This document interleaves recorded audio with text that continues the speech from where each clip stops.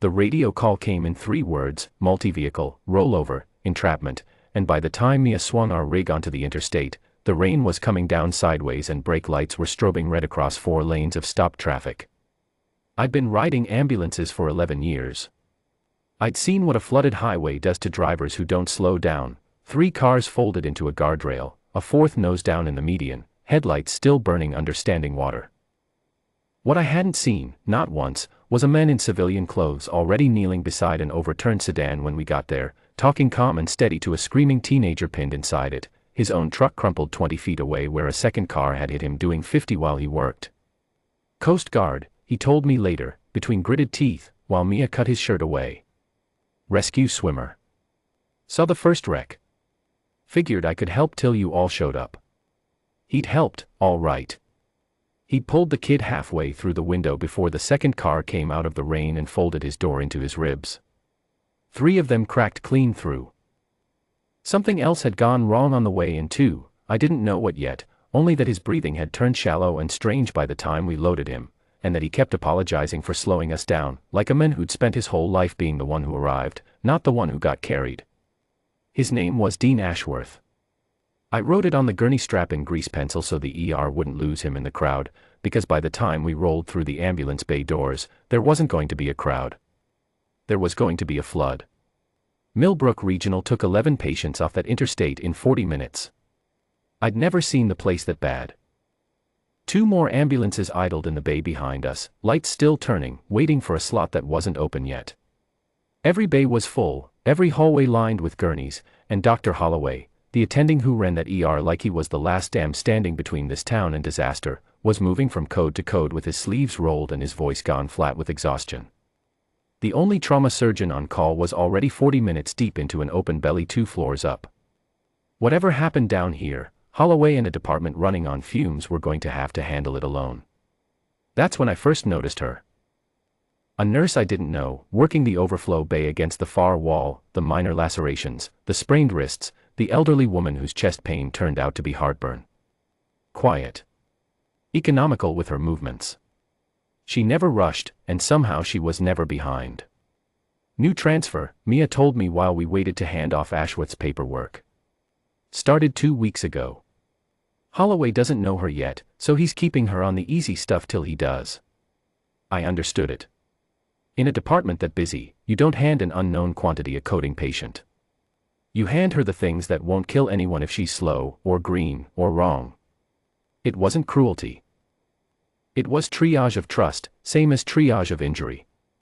We got Ashworth into Bay 6.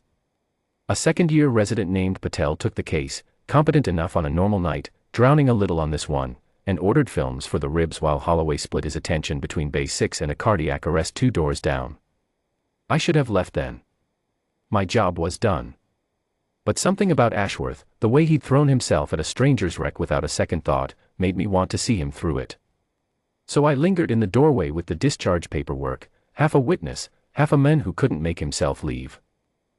20 minutes later, his monitor started telling a different story than his chest film.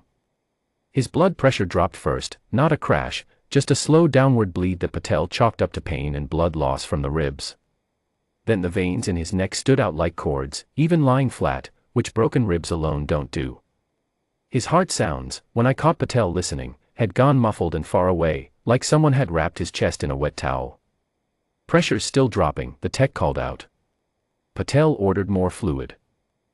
More fluid was the wrong answer, and somewhere in the part of my brain that had spent 11 years watching good people miss the obvious thing because it was hiding behind a more obvious thing, I knew it. I didn't know what was wrong. I just knew Patel didn't either, and Holloway was 2 doors down with his hands inside another man's chest. For a few seconds nobody in that bay moved except the monitor, climbing its quiet, terrible arithmetic toward a number none of us wanted to see. That's when the new nurse walked past the doorway with a tray of suture supplies for her own patients, glanced into the bay for maybe 2 seconds, and stopped walking. "Cuff his pressure again," she said. Not loud. Not a question. "And somebody get me an 18-gauge spinal needle and a CVP setup. Now." Patel turned, half offended, half too tired to argue properly. "I've got this." You've got a tamponade and a pneumothorax stacking on top of each other, and he doesn't have 20 minutes for a chest film to confirm it. She set the tray down and was already at the bedside, 2 fingers on Ashworth's pulse, eyes on the monitor, voice even. Distended neck veins, muffled heart sounds, falling pressure, that's Beck's triad. Page Dr. Holloway, tell him I'm decompressing a chest in Bay 6, and I need him the moment he's free. Patel didn't move for a beat too long. She didn't wait for him. Sir. That was for me. She'd clocked me in the doorway in the half second it took to set the tray down. I need a hand holding traction while I work. Can you do that? I'd held men still for worse. I stepped in. What I watched over the next 4 minutes is something I still don't have all the words for, 11 years on a rig notwithstanding. She talked the whole time, low and clipped, narrating each step out loud, not for me, I understood later, but for Patel, so a half-drowning resident could learn something true on the worst night of his year instead of just standing there ashamed. Second intercostal space, midclavicular line. Her hands didn't hesitate over Ashworth's chest the way mine would have. Needle goes in at a right angle, over the rib, not under it, go under, you hit the vessel that runs along the bottom. A short hiss of air escaped around the needle, and Ashworth's next breath came easier, like a held door finally swinging open. That's the lung re-expanding. Pressure's not improving enough yet. The tamponade's still squeezing his heart. She moved to a second site below his ribcage without losing a beat, the needle angled up toward his shoulder, her eyes on the monitor the whole time like she was reading a language only she knew. I held his shoulders. Ashworth's eyes, half open, found mine, and I watched a man who pulled drowning strangers out of the ocean for a living go quiet and trusting in a way I don't think came easy to him. There. Dark fluid drew back into the syringe, not much, just enough, and the line on the monitor steadied, then climbed.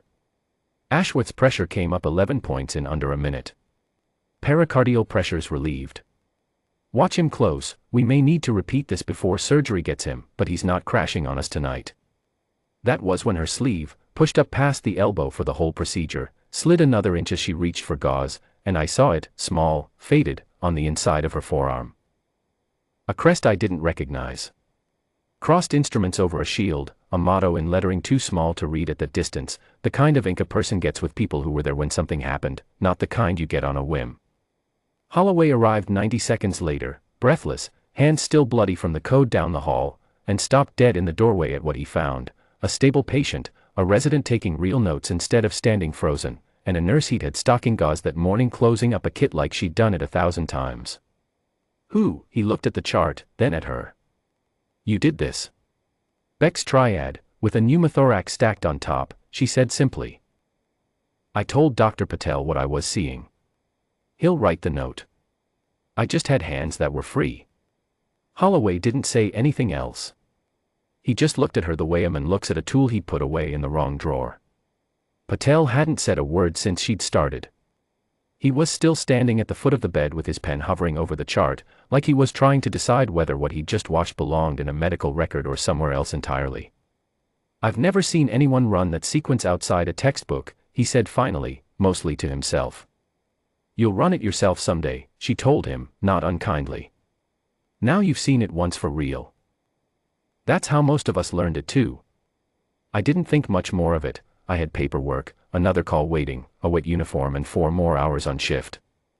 I was halfway back to the rig when the lot light swept across 6 black SUVs pulling in single file off the access road, windows dark, moving with the kind of unhurried purpose that told you whoever was inside hadn't been stuck in the storm traffic the rest of us had.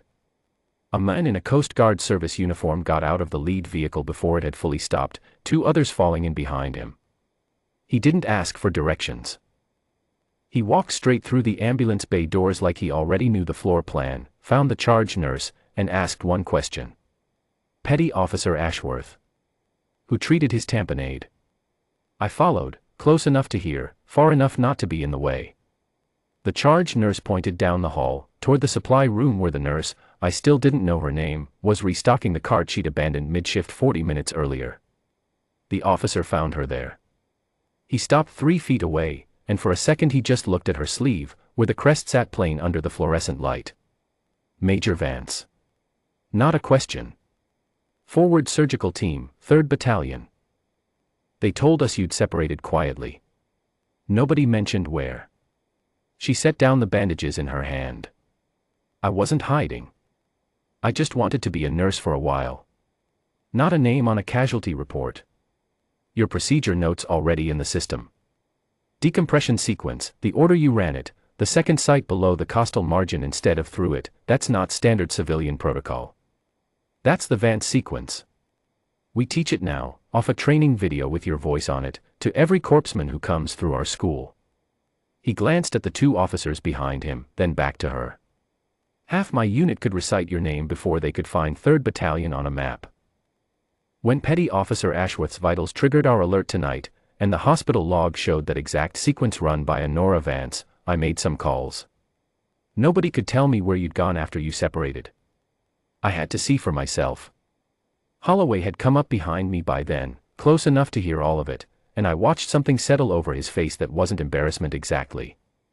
It was the particular stillness of a man recalculating everything he thought he knew about somebody, in real time, with no good way to say it out loud.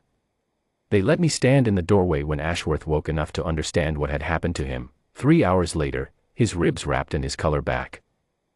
Nora was the one who told him, plainly, what she'd done and why, no more dramatic than handing over a discharge summary. He looked at her arm before he looked at her face. 3rd Battalion, he said, like he was confirming something to himself. We ran a joint casualty exercise with your team 2 years back. I carried a litter through your triage line for 6 hours straight. Never knew the surgeon's name. Just knew nobody who came through the tent went home in a bag if you got to them first. He didn't salute, not lying in a hospital bed with tubes in his arm. But he held out his hand, and when she took it, he held on a moment longer than a thank you usually takes. Holloway came by once more before I left, stopping at the nurse's station where Nora was charting like nothing unusual had happened. I heard him say he was sorry, not loud, not performed, just a man admitting he'd misjudged the size of what he had standing in his department. She told him it was all right, that she understood why, and meant it.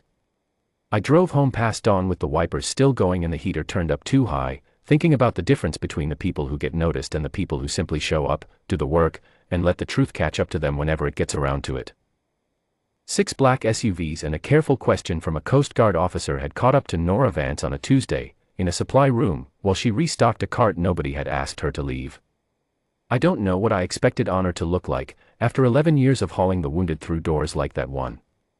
I'd pictured flags, maybe, or a ceremony with somebody's name read off a stage.